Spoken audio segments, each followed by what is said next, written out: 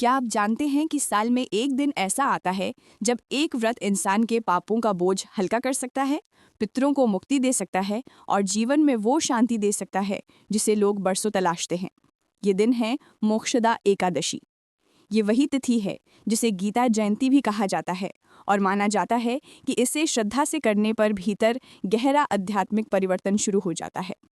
पौराणिक कथा के अनुसार भूतहर नगरी का राजा वैकुंठ एक रात अपने पिता को नरक में कष्ट झेलते हुए देखता है और भयभीत होकर ऋषि पार्वतक के पास जाता है।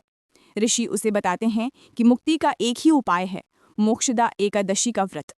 राजा पूरे नियम से व्रत रखता है, पूजा करता है और दान करता है और उसकी तपस्या के फल से उसके पिता को नरक से मुक्ति मिलती है और तभी इस तिथि को मोक्ष प्रदान करने वाली एकादशी कहा जाने लगा। इसी दिन कुरुक्षेत्र में भगवान कृष्ण ने अर्जुन को गीता का दिव्य ज्ञान दिया था और इसीलिए ये दिन ज्ञान के जागरण का पर्व माना जाता है।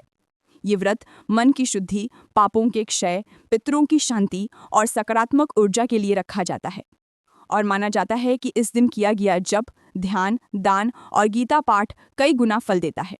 व्रत की विधि में सुबह स्नान करके संकल्प लेना, दिन भर उपवास रखना, तुलसी और विष्णु भगवान की पूजा करना, गीता का पाठ करना, रात में जागरण और अगले दिन द्वादशी में पारण करना शामिल है। और इस दिन क्रोध, झूठ और नकारात्मकता से दूर रहना आवश्यक माना जाता है। ये व्रत मानसिक और भावनात्मक स्तर पर गहरा प्रभाव डालता है, मन को हल्का करता है, तनाव कम करता है और निर्णय लेने की शक्ति बढ़ाता है। और लोग बताते हैं कि इस दिन गीता का केवल एक अध्याय भी उन्हें भीतर से बदल देता है। वर्ष 2025 में मोक्षदा एकादशी सोमवार 1 दिसंबर को होगी।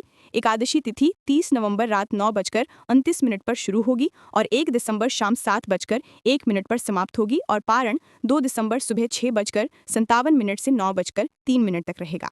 मोक्षदा एकादशी आत्मा का उत्सव है, पितरों का आशीर्वाद है और भगवान कृष्ण के ज्ञान की स्मृति है। और यदि इसे श्रद्धा से किया जाए तो ये दिन जीवन में गहरा बदलाव ला सकता है। जय श्री कृष्ण।